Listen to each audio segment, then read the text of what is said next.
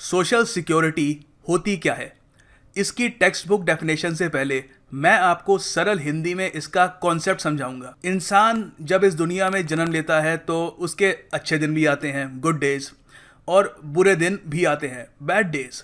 मतलब कि वो ऐसे दिन भी देखेगा जब उसके पास एक अच्छी नौकरी होगी, उसकी सेहत अच्छी होगी, उसके बूढ़े माँ बाप को कोई परेशानी नहीं होगी और ओवरऑल लाइफ अच्छी चल रही होगी। मगर कई बार ऐसा भी होता है कि इंसान बहुत बुरे दिन भी देख, जब उसकी नौकरी छूट जाती है या नौकरी लग ही नहीं पाती, वो बेरोजगार होता है, बीमार भी हो सकता है।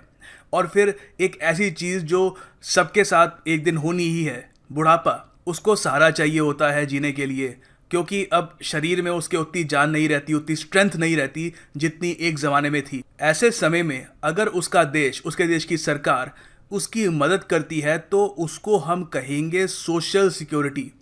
सोशल सिक्योरिटी वो मदद होती है, फाइनेंशियल मदद या किसी और तरीके की मदद, जो आपका देश, देश की सरकार आपको देती है जब आप बुरे दिनों से गुजर रहे होते हो। जो विकसित देश हैं जैसे कि Canada, Britain, Sweden, Norway etcetera, ऐसे देशों में एक बहुत ही अच्छी बात है कि ये अपने लोगों को प्रॉपर सोशल सिक्योरिटी देते हैं। मतलब कि अगर आप स्वीडन के नागरिक हैं और अनएम्प्लॉयड हैं, नौकरी नहीं ढूंढ पा रहे हैं, तो सरकार आपको कुछ राशि देगी ताकि आप सड़क पे तो ना आ जाओ, या बेसिक चीज़ें जैसे कि खाना, पानी, एक छत, सर पे एक छत हो, इन चीज़ों से भी दूर ना हो जाओ। फ्री हेल्थ केयर, यानी अगर कोई बीमार हो जाता है या उसको सीरियस इंजरीज आ जाती हैं तो उसका फ्री में इलाज हो सके, या बहुत ही सस्ते में इलाज करवाना भी सोशल सिक्योरिटी का पार्ट है। सोशल सिक्योरिटी में और भी बहुत सारी चीज़ें आती हैं जैसे बुढ़ापे में पेंशन, दिव्यांग लोगों का सहारा और भी बहुत कुछ। तो जुलाई महीने की योजना मैगजीन का टॉपिक है सोशल सिक्योरिटी। चलिए पढ़ते हैं।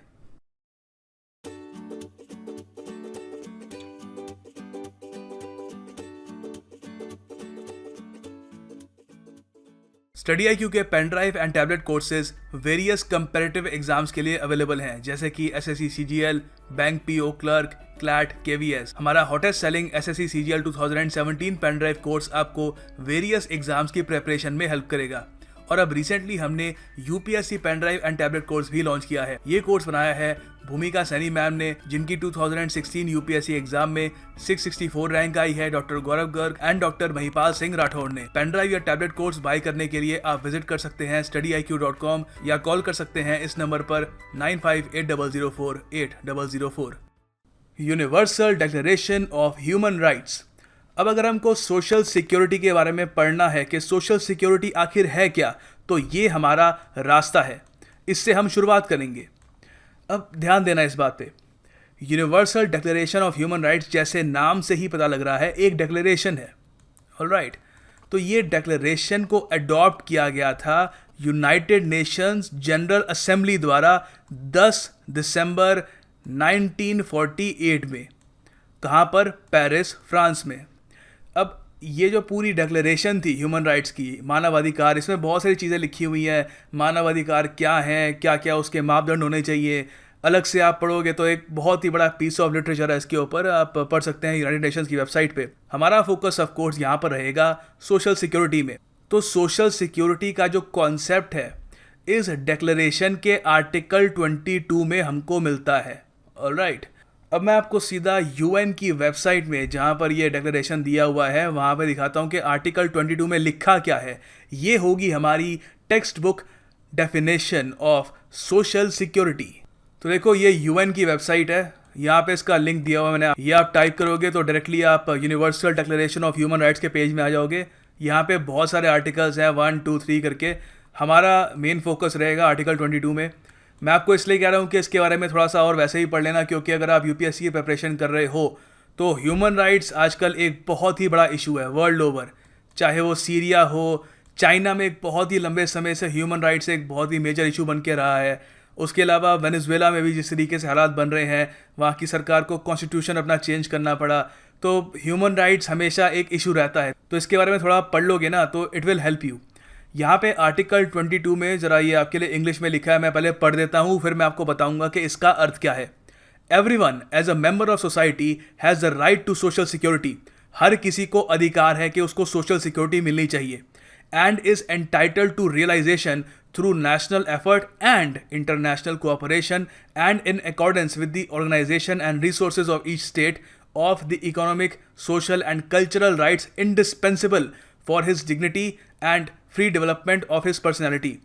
तो यहाँ पर ये बात की जा रही है कि हर स्टेट का एक दायित्व बनता है कि एक इंडिविजुअल को ऐसा एनवायरनमेंट दे जिसमें वो डेवलप कर सके, जो उसको परमात्मा से उसको टैलेंट मिला है, जो भी उसमें एक काम करने की क्षमता है, वो उसको रियलाइज़ कर पाए, ऐसा उसको एटमॉस्फेयर मिले। ठीक है, तो इसमें यहाँ तक लिखा हुआ है कि ये स्टेट की रिस्पॉन्सिबिलिटी है ही, मगर साथ में इसमें इंटरनेशनल कोऑपरेशन भी होगा, मतलब कि देश भी एक दूसरे की मदद करेंगे, जो काफ़ी हद तक लोग करते भी हैं। और उसके अलावा और बॉडीज़ हैं जैसे वर्ल्ड बैंक, IMF, अब वो करते हैं क्या है अलग बात है, मगर ऑन पेपर उनका काम यही है ना कि एक तरीके से बाकी देशों को लोन देकर वहाँ पर डेवलपमेंट के काम को आगे बढ़ाना। ऑन पेपर तो यही है, रियलिटी में क्या है उस पर हम बात नहीं करेंगे। तो ये सोशल सिक्योरिटी की एक बहुत ही अच्छी टेक्स्ट बुक डेफिनेशन है यहाँ पर, article 22 of the universal declaration of human rights. अब सोशल सिक्योरिटी दुनिया में सुनने में बहुत अच्छा लग रहा है, वैसे मैंने आपको पूरा जो बढ़िया सा एक एनिमेटेड इंट्रोडक्शन दिखाया, उसमें सोशल सिक्योरिटी को आपने देखा होगा। ऑफ कोर्स देख के लगता है कि काश हमारे देश में भी ऐसा हो। ये हर देश में होना चाहिए कि कोई भी इंसान का बुरा समय आता है तो उसको कुछ सपोर्ट मिले, वो बिल्कुल सड़क पे ना आ जाए, वो ऐसा ना हो कि बिल्कुल अंदर से टूट जाए, कुछ एक कहीं ना कहीं उसको एक सोशल सिक्योरिटी प्रोवाइड करनी चाहिए। मगर दुनिया की कितने प्रतिशत लोगों को social security, proper social security मिलती है? सिर्फ 27%। जी हाँ, बहुत ही कम संख्या है। ये इंटरनेशनल लेबर ऑर्गेनाइजेशन की रिपोर्ट है 2014 की, और अब तो शायद और कम हो गई होगी। तो यहाँ पर जो 27% लोग हैं, इसमें से ज़्यादातर ऑलमोस्ट 99% डेवलप्ड कंट्री से हैं। डेवलप्ड कंट्री से मेरे कहने का मतलब है कनाडा, स्वीडन, नॉर्वे, जापान एक काफ़ी डेवलप्ड कंट्री है, वहाँ पर सोशल सिक्योरिटी काफ़ी अच्छी है। यहाँ पे आप देख पा रहे होंगे कि ह्यूमन राइट्स का जो आर्टिकल 22 है उस पर काम कितना कम किया गया है सिंस 1948। तो अब हम ये जानेंगे योजना मैगजीन में कि इंडिया में सोशल सिक्योरिटी की क्या हालत है। वो आपको खैर पता ही है, पर मैं आपको फिर भी ये बताऊंगा सरकार क्या क्या करने की कोशिश कर रही है। सरकार वेरियस स्कीम्स लेके आ रही है। फॉर एग्जांपल मनरेगा एक बहुत ही अच्छी सोशल सिक्योरिटी स्कीम है। उसके अलावा अभी जो NDA गवर्नमेंट आई है, उन्होंने पेंशन के लिए अटल पेंशन योजना इंट्रोड्यूस करी है, और वेरियस अदर स्कीम्स भी हैं। उन सब के बारे में बात करेंगे, जिससे इंडिया में भी कुछ सोशल सिक्योरिटी का एक कुछ ढांचा तैयार हो सके, जिस पर आगे हम काम करेंगे। फिर ये भी देखेंगे कि ग्लोबल सिनेरियो क्या है सोशल सिक्योरिटी को लेकर। UK में NHS बहुत फेमस है, NHS क्या होता है। Norway, Sweden world happiness index में इतना आगे क्यों है उनके यहाँ? क्योंकि सोशल सिक्योरिटी है वहाँ पे। सोशल सिक्योरिटी कैसे आती है, कैसे वो लोग पैसे को इतना अच्छा मैनेज करते हैं कि लोग भी खुश रहते हैं, उनकी सड़कें भी साफ़ रहती हैं, देश भी प्रोटेक्टेड रहते हैं। आखिर वो क्या सिस्टम क्या है उन लोगों का? तो इस सब से काफ़ी पॉइंट्स निकलेंगे और ओवरऑल आपको एक नई चीज़ के बारे में जानने में आसानी होगी, और UPSC मेंस के लिए आपको राइटिंग मटेरियल भी मिल जाएगा। अच्छा, ये यहाँ पर काफ़ी इंटरेस्टिंग बात लिखी हुई है, provision for social security in India. हमारे संविधान में सोशल सिक्योरिटी की प्रोविज़न कहाँ पर है, क्या लिखा क्या है वहाँ पर? काफ़ी इंटरेस्टिंग लैंग्वेज लिखी है वहाँ पर। देखो, हर देश का संविधान है, वहाँ पर सोशल सिक्योरिटी की प्रोविज़न होती है। हमारे संविधान का जो आर्टिकल 41 है डायरेक्टिव प्रिंसिपल्स का, वहाँ पर ये लाइन देखना, the directive principles, article 41 of the directive principles asks the state to within the limits of its economic capacity and development. मतलब कि जो स्टेट है, जो मतलब बेसिकली जो सरकार है, उसकी जितनी कैपेसिटी हो, जितना वो कर सके, उसके हिसाब से उनको प्रोविजंस रखने होंगे कि राइट टू वर्क के काम मिल सके। ये ना हो कि लोगों को काम ही ना मिल पाए। ठीक है, एजुकेशन सबको मिले, public assistance in cases of unemployment, अगर अनएम्प्लॉयमेंट है भी तो कुछ उनको, जैसे मैंने आपको बताया था स्वीडन के केस में, कुछ पैसे राशि दे देते हैं। ओल्ड एज में कुछ सहायता मिले, बीमारी में अगर कोई डिसेबल हो जाता, कोई इंसान दिव्यांग इंसान हो, उसको कोई सहायता मिले।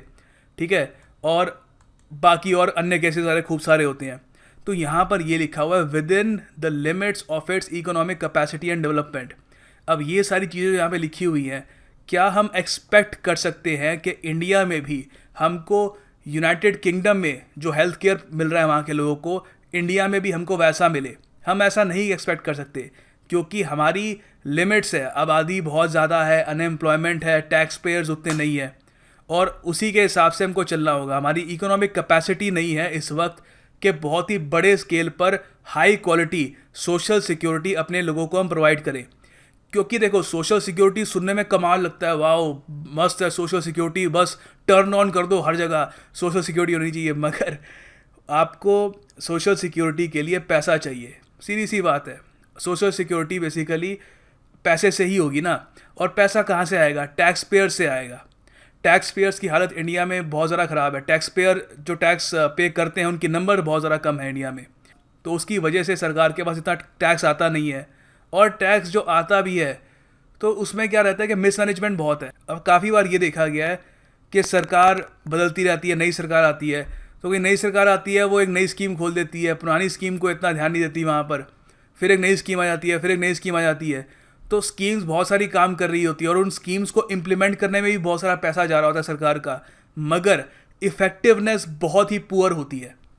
अभी हम बात करेंगे सरकार ने शुरू से लेकर अब तक कौन कौन से सोशल सिक्योरिटी के लिए इनिशिएटिव्स लिए हैं, मगर मेन मैं आपको ये बता दूं, ये इशू हमेशा रहता है कि बहुत सारी स्कीम्स हैं। कई बार तो लोगों को समझ ही नहीं आता कि मैं अगर कोई सहायता चाहिए मैं किस स्कीम के अंडर आता हूँ, ठीक है, इतनी प्रॉब्लम होती है। तो आर्टिकल 42 जो है says that the state shall make provisions for securing just and humane conditions of work and maternity benefits.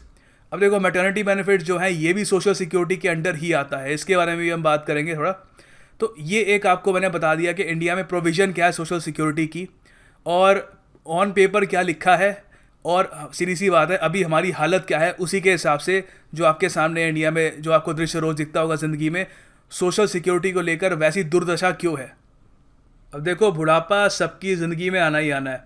आप अगर किस्मत आपकी बहुत अच्छी रही तो फिजिकल डिसेबिलिटी से बच जाओगे, अनएम्प्लॉयमेंट से बच जाओगे, मगर बुढ़ापा इनेविटेबल आना ही आना है। बिल गेट्स भी बूढ़ा होगा, वॉरेन बफेट ऑलरेडी बूढ़ा है।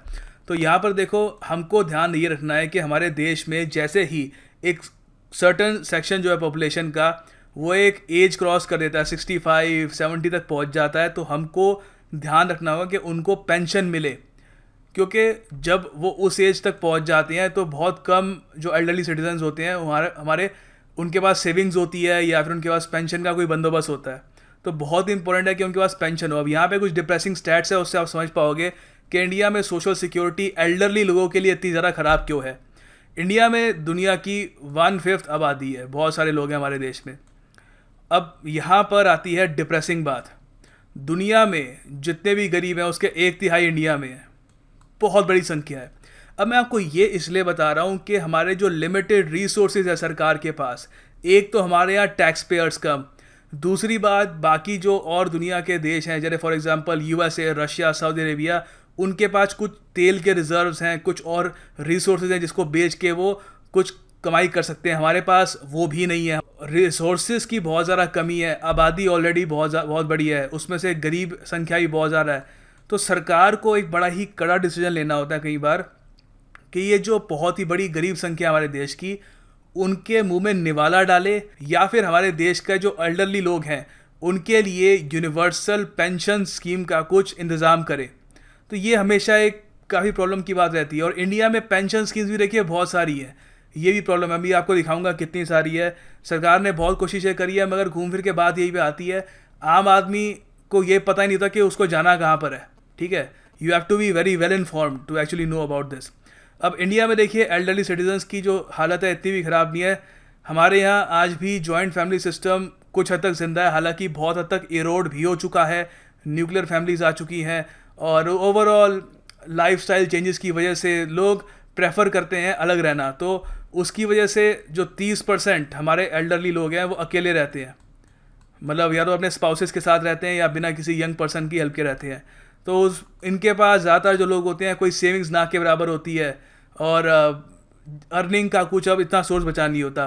70% जो एल्डरली लोग हैं आज भी वो जॉइंट फैमिली में रहते हैं, मगर तब भी एज आई टोल्ड यू वहाँ पर भी रिसोर्सेज की कमी होती है। तो उनकी केयर कितनी हो रही है, कितनी नहीं हो पा रही, उनका कंट्रीब्यूशन कितना है फैमिली में, स्टेटस कितना है फैमिली में, वो इट वेरीज। तो ये जो प्रॉब्लम है ये आगे जाके और बढ़ती रहेगी। तो यहाँ पे कुछ और डेटा दिया हुआ है। 2011 के सेंसस के अनुसार इंडिया में 104 मिलियन एल्डरली लोग थे, मिलियन, ठीक है, 2011 में। और ये संख्या 2026 में, मतलब कि 9 साल के अंदर अंदर 173 मिलियन होने वाली है, मतलब कि ऑलमोस्ट डबल होने वाली है। मतलब आप कह सकते हो कि 2030 तक तो डबल हो ही जाएगी आराम से। तो हमारे यहाँ एल्डरली सिटीजन्स की संख्या बहुत तेज़ी से बढ़ने वाली है और वी आर नॉट रेडी कि उनको हम एक डिग्निफाइड लाइफ दें। अब यहाँ पर सरकार के कुछ इनिशिएटिव्स देखते हैं एग्जामिनेशन पॉइंट ऑफ व्यू से, वो काफ़ी इंपॉर्टेंट है। देखो, भारत सरकार ने 15 अगस्त 1995 को इंट्रोड्यूस किया the national social assistance programme. ये मिनिस्ट्री ऑफ रूरल डेवलपमेंट के अंडर आता है। काफ़ी इंपॉर्टेंट है, याद रखना किस मिनिस्ट्री के अंडर आता है, ठीक है। अब ओवर द इयर्स 5 स्कीम्स जो हैं इसके अंडर आ गई नेशनल सोशल असिस्टेंस प्रोग्राम के अंडर। पहले है Indira Gandhi national old age pension scheme. इसके अंडर देखिए all the persons of 60 years या 60 ईयर्स से ऊपर जो भी कोई इंसान है जो बिलो पॉवर्टी लाइन में आता है, ठीक है, उनको 400 रुपये पर मंथ दिए जाएंगे, ठीक है। इसमें भी वैरी करता है, अगर आप 60 से लेकर 79 तक के हो तो आपको 400 रुपये देंगे। बाद में ये 500 रुपये भी हो जाता है जब आप 80 साल के हो जाते हो। तो आप देख सकते हो कितना छोटा सा अमाउंट है यहाँ पर, ठीक है। फिर आता है Indira Gandhi national window pension scheme. Window मतलब कि कोई लेडी जिनका हस्बैंड मर चुका है, कोई मैरिड वुमेन जिनका हस्बैंड मर चुका है। तो इसमें भी बिलो पॉवर्टी लाइन का ही था कि बिलो पॉवर्टी लाइन जो वुमेन है between the age of 40 to 59, इनको मंथली पेंशन दी जाएगी सिर्फ 300 रुपये की, ठीक है। ये वही मैं कह रहा हूँ आपको, जितनी स्टेट के पास रिसोर्सेज होंगे, जितना वो खर्च पाएंगे उतना ही मिलेगा लोगों को, ठीक है। फिर है Indira Gandhi national disability pension scheme. इसमें भी बिलो पॉवर्टी लाइन में जो पर्सन हैं जो डिसेबल्ड हैं, अब यहाँ पे इनका जो एज ब्रैकेट है काफ़ी बड़ा है, 18 से लेकर 59 तक जो है, जिनमें मल्टीपल या सीवियर डिसेबिलिटीज़ है। अब यहाँ पर भी देखो इंटरेस्टिंग बात ये है कि मान लो एक आदमी है, उसको थोड़ी सी डिसेबिलिटी है, इतनी है कि वो काम नहीं कर सकता, मगर अब सरकारी डॉक्टर जब उसको चेक करेंगे तो उसकी डिसेबिलिटी निकलेगी 30% या 35%। तो इसमें एक क्राइटेरिया होता है कि 40% हो या 45% हो, सीवियर डिसेबिलिटी होनी चाहिए, तो ही सरकार आपको 100-200 रुपये जो आपको मिलने हैं वो देगी। तो आप देख सकते हो कि कितनी, एक तो रिसोर्सेज की कमी है, फिर ऐसे अजीब अजीब से कानून है कि ठीक है आपको डिसेबिलिटी दिख रही है तो आप यू हैव टू पे दैट पर्सन। तो उसमें भी ये सीवियर डिसेबिलिटी की क्लॉज है, और उसमें भी कितने मिलते होंगे, 18 से 59 ईयर्स के कोई भी व्यक्ति को 300 रुपये मिलते हैं पर मंथ, ठीक है। फिर है नेशनल फैमिली बेनिफिट स्कीम। तो अंडर दिस स्कीम एक below poverty line house hold, इनको एक लमसम अमाउंट ऑफ मनी मिलेगा on the death of primary bread winner. तो अगर मान लो एक बिलो पॉवर्टी लाइन फैमिली है, वहाँ पर एक पिता है और वो उनकी डेथ हो जाती है अनफॉर्चुनेटली, अकेले वो रोटी कमा के लाते थे पूरे परिवार के लिए, उनकी डेथ हो जाती है, तो उनकी डेथ पे 20,000 रुपये मिलेंगे, ठीक है। तो आप देख सकते हो अमाउंट कितना छोटा है। और फिर अन्नपूर्णा है। फिर under this scheme 10 kg of food grains per month are provided free of cost to those senior citizens who are though eligible have remained uncovered under NOAPs। तो जो सीनियर सिटीजन्स हैं वो भी यहाँ पे भी बिलो पॉवर्टी लाइन वाले ही हैं, उनको 10 किलो जो है फूड ग्रेन्स मिलेंगी हर महीने। तो यहाँ पे आप देख सकते हो सरकार के इनिशिएटिव्स तो हैं, मगर अमाउंट बहुत छोटा होता है। और सबसे बड़ी बात यहाँ पर यह है कि इतनी सारी स्कीम्स होती हैं, अलग अलग स्कीम्स होती हैं, कि ज़्यादातर जो बिलो पॉवर्टी लाइन फैमिलीज़ होती हैं वो इनका यूज़ ही नहीं कर पाती। पहली बात तो करप्शन होता है हर जगह। इन ऐसी स्कीम्स में जब वो एनरोल करने के लिए जाती हैं तो उनको फॉर्म्स भरने पड़ते हैं, उनको बहुत सारी और चीज़ें करने पड़ती हैं, तो बहुत सारे लोग इलिटरेट भी होते हैं, तो there are a lot of hassles. यहाँ पर देखिए NDA सरकार ने जिस तरीके से उन्होंने ज़ीरो बैलेंस पे अकाउंट खुलवाए हैं जनधन योजना के अंडर, वो एक बहुत ही बेनिफिशियल चीज़ है, क्योंकि अब क्या है कि इन सब स्कीम्स के अंडर जो मंथली पेंशन प्रोवाइड की जाती है बिलो पॉवर्टी लाइन फैमिलीज़ को, वो डायरेक्टली उनके अकाउंट में मिल जाएगी, ठीक है। तो ऐसा नहीं है कि चेक में उनको मिल रहा है, चेक में अमाउंट कम है, चेक में अमाउंट ज़्यादा है, या उनको मिल भी पा रहा नहीं मिल पा रहा, तो बहुत ही सिंप्लीफाइड तरीका है वहाँ पर अकाउंट खोलने का और उनको पैसे भी आराम से मिल जाते हैं। तो this is a step in the positive direction. अब दूसरी बात, काफ़ी लोग कंफ्यूज कर जाते हैं कि हमारी जो दो मेजर पेंशन स्कीम्स हैं जिनके बारे में आपको बताऊंगा, उनके बीच में डिफरेंस क्या है, ये जानते हैं। देखो, पहले एनपीएस के बारे में जान लो। एनपीएस की फुल फॉर्म होती है नेशनल पेंशन सिस्टम। ये एक voluntary defined contribution retirement saving scheme होती है। ये देखो है ऑर्गेनाइज्ड सेक्टर के लिए। गवर्नमेंट एम्प्लॉयज़ जो होते हैं सेंट्रल स्टेट गवर्नमेंट के, उनका एनपीएस 10% सैलरी से अपने आप कट जाता है हर मंथ, ठीक है। और इसमें कोई लिमिट नहीं होती कि आप कितना इन्वेस्ट करो। अगर आप ऑर्गेनाइज सेक्टर में किसी प्राइवेट कंपनी में काम कर रहे हो, अच्छा कमा रहे हो, तो आप ज़रा भी इन्वेस्ट कर सकते हो। अब एनपीएस के अंडर होता क्या है, एक इंडिविजुअल की सेविंग जो है एक पेंशन फंड में उसको पूल किया जाता है पहले, ऑल राइट। फिर उस पेंशन फंड जो है, यहाँ पे जो फंड इकट्ठा हो गया, इसको इन्वेस्ट किया जाता है pension fund regulatory development authority द्वारा, ठीक है। और इसमें प्रोफेशनल फंड मैनेजर्स देखते हैं कि वो कहाँ पे इन्वेस्ट करेंगे। तो इसमें जो पोर्टफोलियो होता है, बहुत अलग अलग चीज़ों में ये इन्वेस्ट करते हैं। जैसे गवर्नमेंट बॉन्ड्स में भी इन्वेस्ट करते हैं, बिल्स में भी इन्वेस्ट करते हैं, कॉर्पोरेट डिबेंचर्स में, शेयर्स में। तो एनपीएस आप एक रफ भाषा में ये भी कह सकते हो कि सिक्योर गवर्नमेंट सेविंग और म्यूचुअल फंड का कॉम्बिनेशन होता है। और इसमें काफ़ी हद तक डिपेंड करता है, जैसे आप देख पा रहे हो कॉर्पोरेट डिबेंचर और शेयर्स भी हैं इसमें, कि मार्केट कैसा परफॉर्म करती है, तो उस सब में एनपीएस का एक रोल होता है। अब इंटरेस्टिंग बात मैं आपको ये बता रहा हूँ कि आपको लग रहा होगा ये देख कर के थोड़ा रिस्की है। एनपीएस एक तरीके से हम सोशल सिक्योरिटी की बात कर रहे हैं। ये पैसा आदमी तब के लिए रखता है कि जब वो बूढ़ा होगा या जब वो रिटायरमेंट लेगा, जब वो काम नहीं कर पाएगा, तो उसमें मार्केट में अगर उसको इन्वेस्टमेंट कर रहा है वो इस सब पैसे की, तो ये ख़तरनाक नहीं है। तो देखो, यहाँ पे सिंपल आंसर ये होगा, जब आप बड़ा अमाउंट इन्वेस्ट कर रहे हो तो आपके पास ज़्यादा ऑप्शन है नहीं। क्योंकि देखो, कोई भी देश हो, चाहे नॉर्वे या स्वीडन हो, जिनका मैं आपको एग्जांपल दूंगा, वो भी अपना जो पेंशन फंड होता है उनके लोगों का, जो बुढ़ापे में इस्तेमाल करेंगे, वो कहीं ना कहीं इन्वेस्ट करते हैं। फॉर एग्जांपल, ये न्यूज़ काफ़ी हद तक काफ़ी न्यूज़ में था ये अभी रिसेंटली।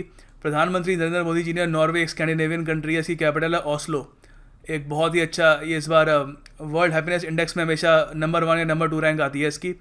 तो यहाँ पर देखिए सोशल सिक्योरिटी सिस्टम भी बहुत बढ़िया। तो प्रधानमंत्री मोदी जी ने ये कहा है कि नॉर्वे के जो पेंशन फंड है, यहाँ पर भी लोग हैं 40 साल के, 50 साल के, 30 साल के, वो जब 60-70 साल के हो जाएंगे तब तक के लिए वो अपना पेंशन फंड बनाते हैं वहाँ पे, ठीक है। अब पेंशन फंड ग्रो भी करना चाहिए, ठीक है। अब सरकार को उन्होंने पैसे दे दिए, तो सरकार का अब दायित्व बनता है, उनकी जिम्मेदारी बनती है कि उस फंड को ग्रो करें ताकि वो बुढ़ापे में उनको कुछ दे, ताकि वो उसको यूज़ करें। तो मोदी जी ने कहा कि आप इंडिया में इन्वेस्ट करिए ना, जो पेंशन फंड आपने इकट्ठा किया है नॉर्वे की सरकार ने, आप इंडिया में इन्वेस्ट करिए, अच्छा रिटर्न मिलेगा। तो ये होता है, बाकी देश और जगह भी इन्वेस्ट करते हैं, डाइवर्सिफाई करते हैं अपनी इन्वेस्टमेंट को। तो एनपीएस और अटल पेंशन योजना जो है, दोनों सोशल सिक्योरिटी स्कीम्स हैं, दोनों ओल्ड एज के लिए बनाई गई है। तो इसमें फ़र्क यह है, देखो, पहली बात तो जॉइनिंग एज का फ़र्क है। एनपीएस में जो जॉइनिंग एज है वो काफ़ी लिबरल है, काफ़ी अच्छी है। 18 से 60 साल का आदमी एनपीएस जो है, नेशनल पेंशन सिस्टम जो है, वो ज्वाइन कर सकता है, ठीक है। और जो अटल पेंशन योजना है उसकी 18 से 40 साल की है, ठीक है। तो एक तो ये है। दूसरा, सिर्फ इंडियन सिटीजन्स अटल पेंशन योजना ज्वाइन कर सकते हैं, मगर एनपीएस एनआरआईज के लिए भी खुली है, ठीक है। तो ये फ़र्क है कि अटल पेंशन योजना मैंने आपको बताया था, ये अनऑर्गेनाइज सेक्टर के लिए, एनपीएस जो है ये ऑर्गेनाइज सेक्टर के लिए होता है, और अटल पेंशन योजना अनऑर्गेनाइज सेक्टर के लिए होता है। तो अब सिंस अनऑर्गेनाइज सेक्टर के लिए उनका बहुत ही हार्ड एंड मनी है, हालांकि हर आदमी का हार्ड एंड मनी होता है, मगर उनके पास ज़्यादा ऑप्शन होते नहीं है, बहुत छोटा अमाउंट होता है, वो बिल्कुल सड़क पे आ जाएंगे अगर उनके पास वो अमाउंट भी नहीं मिलेगा बुढ़ापे में। तो ये जो अटल पेंशन योजना खास इसलिए क्योंकि यहाँ पे गारंटी होती है रिटायरमेंट की। इसमें कोई शेयर्स, कोई इधर उधर का कुछ नहीं है। सरकार गारंटी लेती है कि जो भी उनका प्लान है कि आप इतना इतना अमाउंट दो, जो वहाँ पे लिखा हुआ है उतना आपको मिलेगा, कोई इसमें चेंजेस नहीं आने वाले। तो ये एक स्टेबिलिटी देता है अनऑर्गेनाइज सेक्टर वर्कर को, क्योंकि वो रिस्क नहीं उठा सकता, उसके पास ऑलरेडी रिसोर्सेज की बहुत ज़्यादा कमी है। तो एनपीएस में कोई गारंटी नहीं है ऐसी, ठीक है। और सब्सक्राइबर के पास ऑप्शन होती है कि काफ़ी वो कि किस तरीके से वो जो एनपीएस का जो पेंशन फंड है वो कहाँ पे वो इन्वेस्ट कराना चाहता है, कहाँ वो ज़्यादा गवर्नमेंट बॉन्ड्स पे फोकस करना चाहता है या कहाँ पे फोकस करना चाहता है, it is that persons decision, मगर दोनों सोशल सिक्योरिटी के लिए। अब यहाँ पे देखो योजना में ये भी लिखा हुआ है, to overcome all the problems of pension. अब हर एक आदमी के पास इतने पैसे भी नहीं होते कि एनपीएस में, अटल पेंशन में वो इन्वेस्ट कर पाए। ज़्यादातर लोग तो बस हैंड टू माउथ रहते हैं, जितना कमाया उतना खा लिया। तो उनके लिए देखिए पेंशन परिषद जो है अलग से उन्होंने डिमांड करी है कि एक universal non contributory old age pension system शुरू करो, जिसमें 50 साल के ऊपर के आदमी को जिसमें 50 साल के ऊपर के आदमी को 2,000 रुपये मिनिमम हर महीने मिलेंगे ही मिलेंगे। ठीक है, और ये जो है इससे सरकार को बहुत ज़्यादा खर्चा आएगा, क्योंकि हालांकि बाकी स्कीम्स जो है, जैसे मैंने आपको पहले बताया था, डिसेबल्ड लोगों की स्कीम्स है, विडोज़ की स्कीम है, बिलो पॉवर्टी लाइन लोगों की स्कीम है, तो उसमें 300-400 रुपये सरकार वेरियस तरीके से दे रही है। मगर अगर सरकार सीधा डिसीजन लेके वो सारी स्कीम्स को ख़त्म करके यूनिवर्सली 2,000 रुपये जो भी आदमी 50 ईयर्स से ऊपर का होगा सरकार उसको प्रोवाइड करेगी, ताकि उसका जो लिविंग स्टैंडर्ड है उसमें कमी ना आए। तो वो चाहते हैं ये करना चाहिए, मगर वही है सरकार पे इस पर बहुत बड़ा बोझ आ जाएगा। यहाँ पे लिखा हुआ है कि 25,000 करोड़ तक का इससे बोझ आएगा सरकार के ऊपर, और ये बढ़ता रहेगा, क्योंकि इंडिया में जैसे मैंने आपको बताया था कि जो लोग एज हो रहे हैं उनकी संख्या बढ़ रही है, एल्डरली लोगों की संख्या बढ़ रही है। और जापान में ये प्रॉब्लम बहुत ज़्यादा प्रेवलेंट है। जापान में देखिए ये यूनिवर्सल वहाँ पे पेंशन का सिस्टम है, नॉन कॉन्ट्रीब्यूटरी पेंशन का सिस्टम है। तो जापान में क्या होता है कि कोई भी बूढ़ा आदमी होता है एक सर्टन एज का, उसको सरकार पैसे देना शुरू कर देती है। अब बात यह है कि जो उनको पैसे मिलते हैं, सीधी सी बात है, कहाँ से आते होंगे? जो यंग लोग हैं, जो वर्क फोर्स में अभी हैं, वो जो पैसे कमा रहे हैं वो टैक्स में सरकार को देखते हैं। उस टैक्स का एक छोटा जो पार्ट है वो जोड़कर इवेंचुअली जो लोग हैं वहाँ के एल्डरली, उनकी पेंशन बनती है। तो जापान की जो वर्क फोर्स है वो कम हो रही है और साथ में जो एल्डरली लोग हैं वो बढ़ रहे हैं। तो ये जो बैलेंस है ये मेंटेन करना बहुत मुश्किल हो पा रहा है। और उसके अलावा जापान में जो लाइफ एक्सपेक्टेंसी है वो बहुत ज़्यादा हाई है, लोग 85 83 तक आराम से जी जाते हैं। तो उसकी वजह से उनको पेंशन भी लंबे समय तक चाहिए होती है। तो ये बैलेंस बनाना बड़ा मुश्किल होता है। इसलिए सरकार ने ये अटल पेंशन योजना इंट्रोड्यूस करी है। कॉन्ट्रीब्यूटरी पेंशन प्लान है ये, कि आप कंट्रीब्यूशन दो, छोटा कंट्रीब्यूशन दो, मगर आपको इतनी पेंशन मिल जाएगी जब तक आप बूढ़े होंगे कि आप खाना पीना आपका चलता रहे। अच्छा हाँ, एक आपको डिफरेंस मैं बताना भूल गया।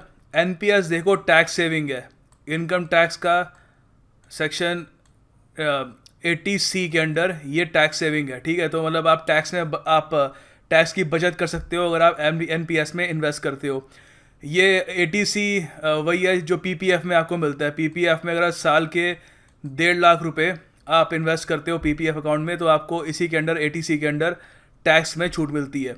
तो अटल पेंशन योजना में टैक्स में छूट नहीं मिलती। ठीक है, ये चीज़ याद रख लेना। हेल्थ केयर इन इंडिया, देखिए इंडिया में हेल्थ केयर की बहुत ही ज़्यादा ख़राब हालत है। पहली बात तो इंडिया के पास एक नेशनल हेल्थ इंश्योरेंस नहीं है या यूनिवर्सल हेल्थ केयर सिस्टम भी नहीं है। तो कई देश हैं वहाँ पर नेशनल हेल्थ इंश्योरेंस होता है। अब जरा यूएसए है, यूएसए में यूनिवर्सल हेल्थ केयर सिस्टम भी नहीं था, नेशनल हेल्थ इंश्योरेंस भी नहीं था। तो बराक ओबामा जो उनके 44th प्रेसिडेंट थे यूएसए के, डोनाल्ड ट्रंप 45th हैं, तो बराक ओबामा ने कोशिश की थी वहाँ पर यूएसए में एक नेशनल हेल्थ इंश्योरेंस लाया जाए। नेशनल हेल्थ इंश्योरेंस इसलिए क्योंकि जो प्राइवेट कंपनीज़ वहाँ पे हेल्थ इंश्योरेंस लोगों को प्रोवाइड करती थी उसके प्रीमियम्स बहुत ज़्यादा हाई होते थे और बहुत सारे लोग उसको अफोर्ड नहीं कर पाते थे। तो उसकी वजह से उन्होंने नेशनल हेल्थ इंश्योरेंस एक देने की कोशिश करी, मगर अब जरा डोनाल्ड ट्रंप आ गए हैं, 45th प्रेसिडेंट है डोनाल्ड ट्रंप, उन्होंने उसको रिपील कर दिया है और वो कह रहे हैं कि मैं अलग से नया नेशनल हेल्थ इंश्योरेंस लाऊंगा।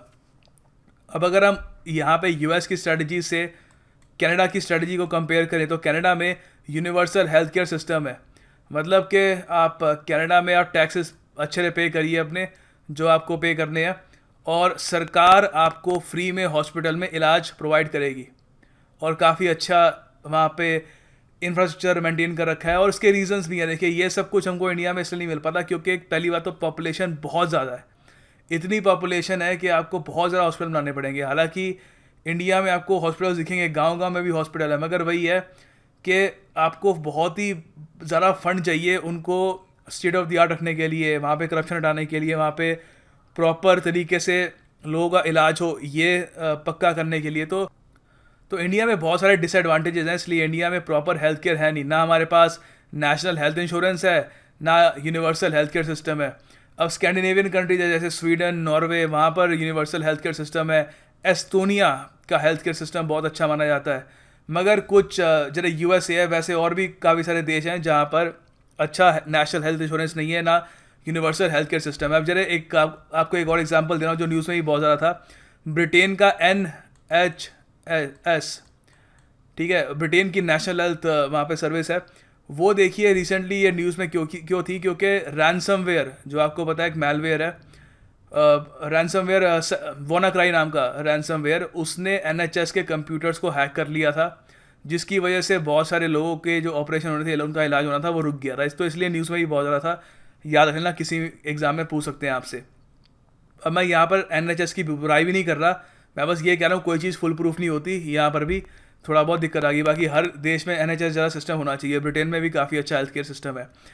तो इंडिया में देखिए ना ये है ना ये है, तो इसीलिए प्राइवेट सेक्टर जो है हमारा, वो डोमिनेंट हेल्थ केयर प्रोवाइडर है हमारे देश में। जो आप सबको पता ही है, प्राइवेट हॉस्पिटल्स में ही इलाज होता है। अगर किसी के पास भी दो पैसे होते हैं तो वो कोशिश यही करता है कि किसी प्राइवेट हॉस्पिटल में उसका इलाज हो जाए। सरकारी हॉस्पिटल में जैसे मैंने आपको बताया, पॉपुलेशन इतनी ज़्यादा है कि वहाँ पे लंबी लंबी लाइनें होती हैं, या फिर जो अच्छे हॉस्पिटल होते हैं जैसे एम्स वगैरह, वहाँ पे लंबी लंबी लाइनें होती हैं।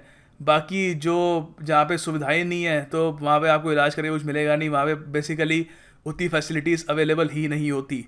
सो इंडिया में ये प्रॉब्लम है। अब उसके अलावा प्रोविजंस देखें अगर हम, तो इंडिया में प्रोविजंस आपको आराम से मिल जाएगी हेल्थ केयर के बारे में। जैसे फॉर एग्जांपल आर्टिकल 47 है जो हमारा पार्ट 4 का डायरेक्टिव प्रिंसिपल्स का, उसमें ये बताया गया है, ये directive principles of state policy की मैं बात कर रहा हूँ, that duty of the state to raise the level of nutrition and the standard of living and to improve public health. तो स्टेट की ड्यूटी है कि लोगों का न्यूट्रिशन जो है, उनमें प्रॉपर वाइटामिन, लोगों में प्रॉपर प्रोटीन की, मतलब वहाँ पे जो है कमी नहीं होनी चाहिए इन सब चीज़ों की। और उसके अलावा स्टैंडर्ड ऑफ लिविंग भी है, और उनकी ओवरऑल हेल्थ भी इंप्रूव करना स्टेट का दायित्व है अंडर डायरेक्टिव प्रिंसिपल्स। ये याद रख लेना, काफ़ी इंपॉर्टेंट है। उसके अलावा देखो, हेल्थ एक स्टेट सब्जेक्ट है, ये याद रख लेना, under 7th schedule of the constitution. Health एक स्टेट सब्जेक्ट है। अब आप पूछ रहे हो कई बार, सेंटर हेल्थ से रिलेटेड कानून कैसे पास कर देता है अगर हेल्थ स्टेट का सब्जेक्ट है? तो देखो, सेंटर पास करता है उसको पब्लिक इंटरेस्ट के नाम से। तो पब्लिक इंटरेस्ट एक बहुत ही बड़ी टर्म है, उसमें आप हेल्थ भी डाल सकते हो पब्लिक की। तो कई बार सेंटर एनक्रोच करता है स्टेट की जो जुरिस्डिक्शन है, मगर इसमें ज़रा विवाद अभी तक देखा गया नहीं है।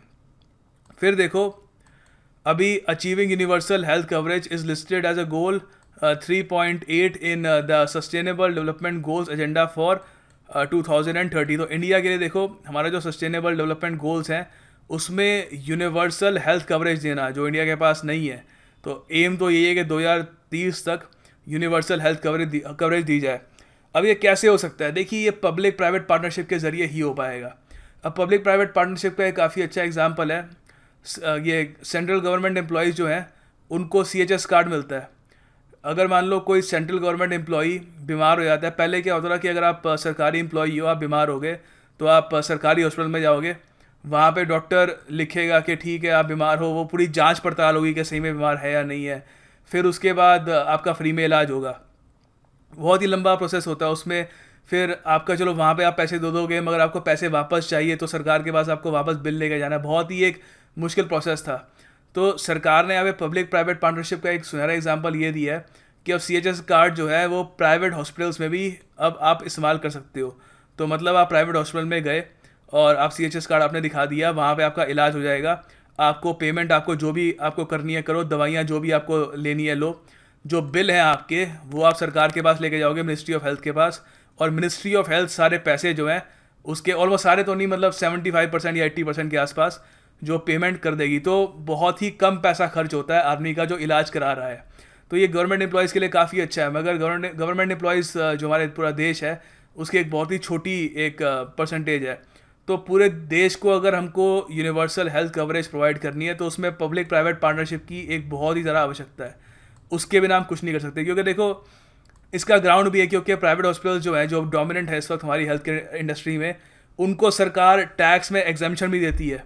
तो सरकार पूछ सकती है कि हम आपको टैक्स में एग्जाम्पशन देते हैं, हम आपको और फैसिलिटीज़ भी प्रोवाइड करते हैं, तो आपका दायित्व बनता है कि आप यूनिवर्सल हेल्थ कवरेज दो हर एक आदमी को, कि इंडिया में कोई भी बीमार हो किसी भी प्राइवेट या पब्लिक हॉस्पिटल में जा सकता है अपने इलाज के लिए, और बहुत ही कम उसका अमाउंट में उसका इलाज होना चाहिए, ठीक है, और अब नॉमिनल फीस लेनी चाहिए उससे।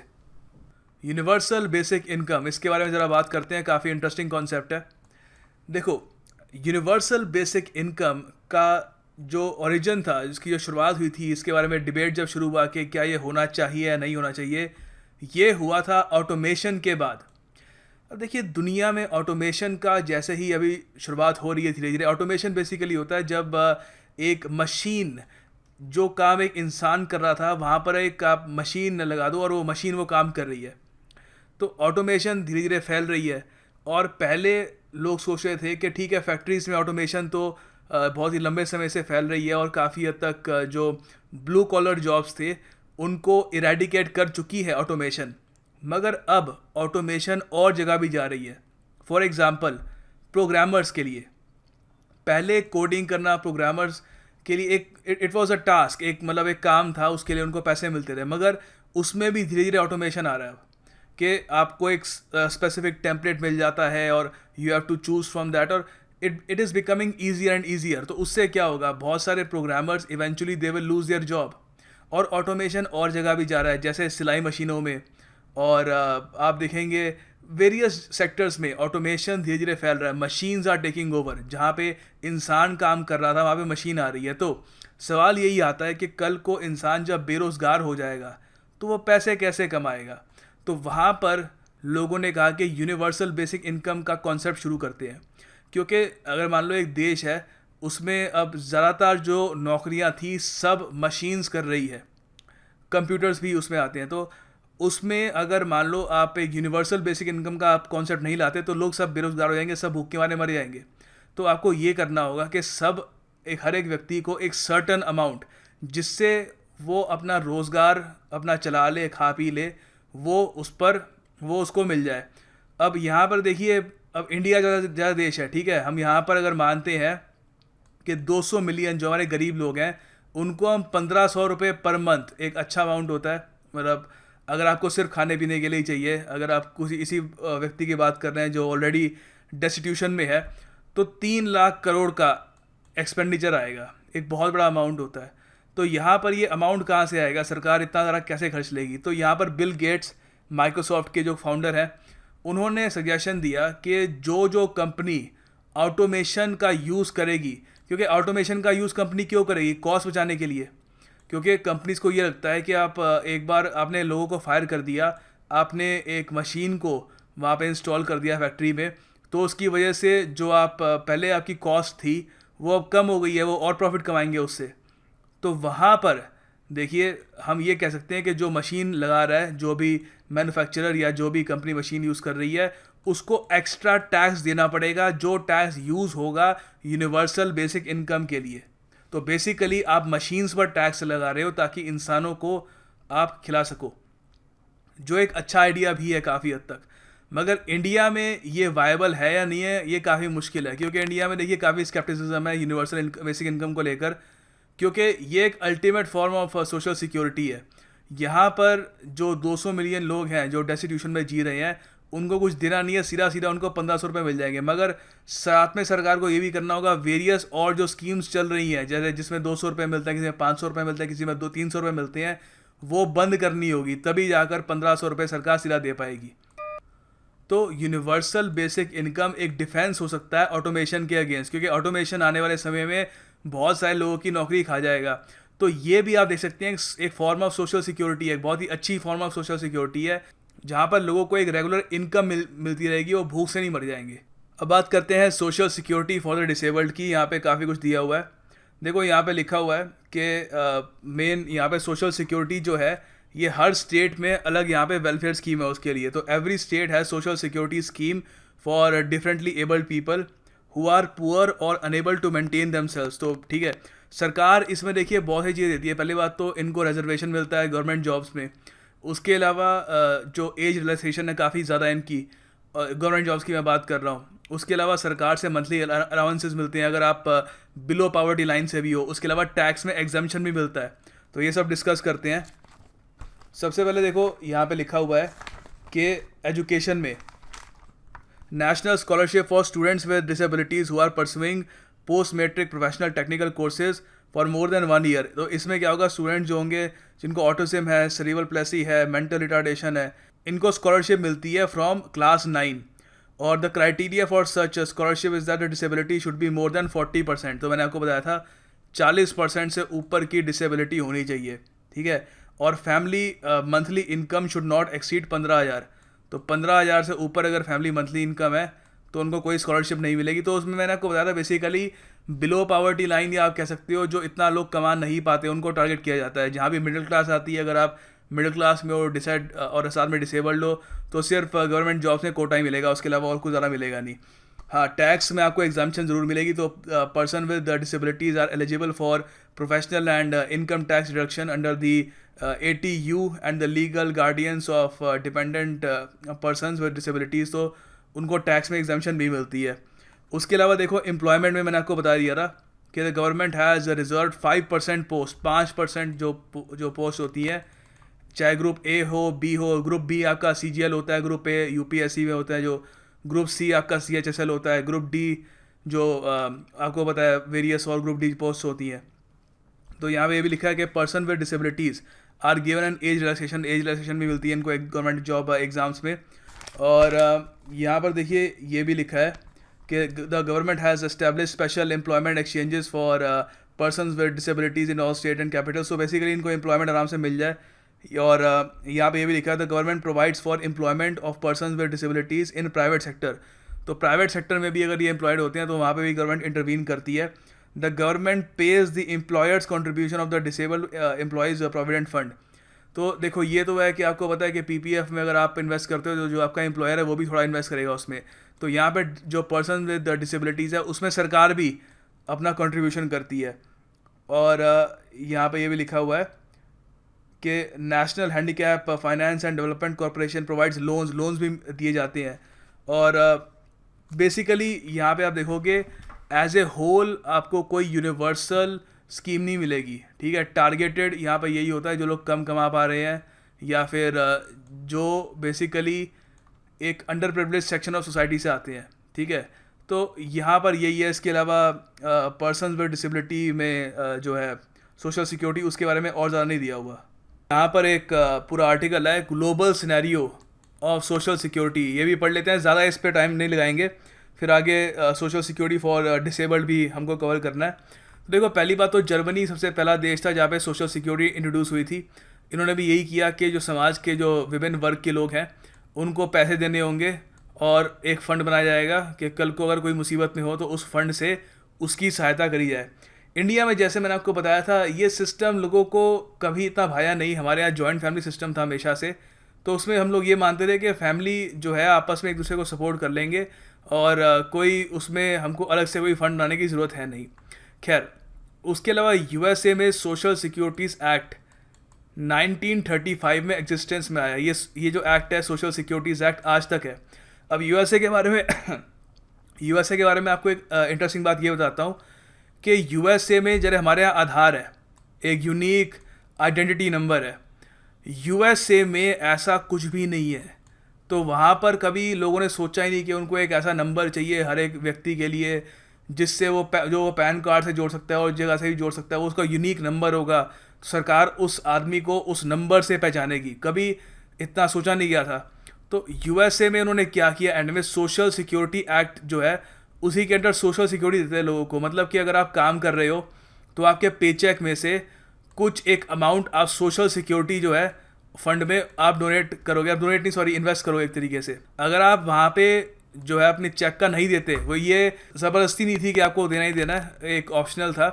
आप अगर कमा रहे हो आपके पास ऑप्शन है कि आप सोशल सिक्योरिटी फंड में पैसे आप दो या ना दो, और अगर आप दे रहे हो तो कल को आपकी नौकरी छूट जाती है तो आपको अनएम्प्लॉयमेंट फंड मिलेगा उस अमाउंट में से, ठीक है। कुछ आपको मतलब अगर आप बेरोजगार हो तो कुछ ना कुछ आपको पैसे मिलते रहेंगे। ये तभी होगा जब आप पहले पैसे दे रहे थे, तो इसको कहते हैं पे एज यू गो। अब इंटरेस्टिंग बात ये थी, जैसे मैंने आपको बताया था कि USA में आधार है नहीं, तो इन्होंने ये जो कार्ड था सोशल सिक्योरिटी कार्ड, इसी को ही इन्होंने आधार बना दिया। तो USA में कहीं भी आप देखोगे वहाँ पे आप शायद अपने मूवीज़ में भी देखा होगा, सोशल सिक्योरिटी कार्ड मांगते हैं हर जगह पे कि so what's your social security number, वो उन लोगों का आधार है। ठीक है, तो ये एक इंटरेस्टिंग फैक्ट है। और इसके अलावा देखिए यहाँ पर बताया कि और कौन कौन से देशों में सोशल सिक्योरिटी अच्छी है, तो ऑस्ट्रेलिया के बारे में लिखा हुआ है। Australia provides means tested social welfare payment जिसमें an individual household is eligible only if it lacks the means to do without the payments. तो अगर मान लो कि वो वही है बिलो पावर्टी लाइन वाला सिस्टम है ऑस्ट्रेलिया में, कि अगर कोई हाउस होल्ड है जिनके पास इतने भी नहीं है कि वो बिलो पावर्टी लाइन है उनके स्टैंडर्ड के हिसाब से, तो वहाँ पर सोशल सिक्योरिटी में वो आते हैं, उनको पैसे दिए जाएंगे। और ये वेरियस कैटेगरी है इसमें, रिटायरीज, मतलब डिसेबल्ड लोग, अनएम्प्लॉयड लोग, सिक लोग, और उसके अलावा यहाँ पर हेल्थ केयर भी काफ़ी अच्छा है। फिर चाइना में देखिए इंटरेस्टिंग बात ये है, इनका जो सोशल सिक्योरिटी सिस्टम है इन्होंने प्रोविज़न के हिसाब से बांटा हुआ है, जो बहुत अच्छा आइडिया है कि ज़रूरी नहीं है कि आप एक सोशल सिक्योरिटी सिस्टम बनाओ और पूरे देश पे वही आप इम्प्लीमेंट कर दो। इन्होंने रीजन के हिसाब से जो जहाँ पर सूट करता है, जो जहाँ पर ज़रूरत है, जो जहाँ पर लोग ज़्यादा कमाते हैं कम कमाते हैं, उसके हिसाब से इन्होंने सोशल सिक्योरिटी सिस्टम बनाया हुआ है। फिर क्यूबा का देखिए हेल्थ केयर सिस्टम काफ़ी अच्छा है, और काफ़ी मतलब लिखा हुआ है यहाँ पे Cuba has a comprehensive free health care system, तो फ्री हेल्थ केयर सिस्टम है। और Cuba has achieved most of these provisions at much quicker pace and comparatively lower cost. फिर जापान की हमने बात कर ली, और फिलीपींस में भी काफ़ी अच्छा सोशल सिक्योरिटी सिस्टम है। तो ज़्यादा इसमें है नहीं, अगर आपको कल को ऐसे में लिखना है तो आप ये लिख सकते हो कि जर्मनी पहला देश था जिसने सोशल सिक्योरिटी इंट्रोड्यूस करी थी, और यूएसए के बारे में भी आप लिख सकते हो कि सोशल सिक्योरिटी एक्ट है यहाँ पर जो 1935 में आया था। और ये वीडियो का अंत है। उम्मीद करता हूँ वीडियो आपको पसंद आई होगी। पसंद आई तो लाइक करिएगा, और वीडियो को शेयर करिए ऑन फेसबुक, व्हाट्सएप और व्हाट हैव यू। एंड मैं आपको नेक्स्ट मंथ की योजना मैगजीन के साथ फिर मिलूँगा। God bless you all.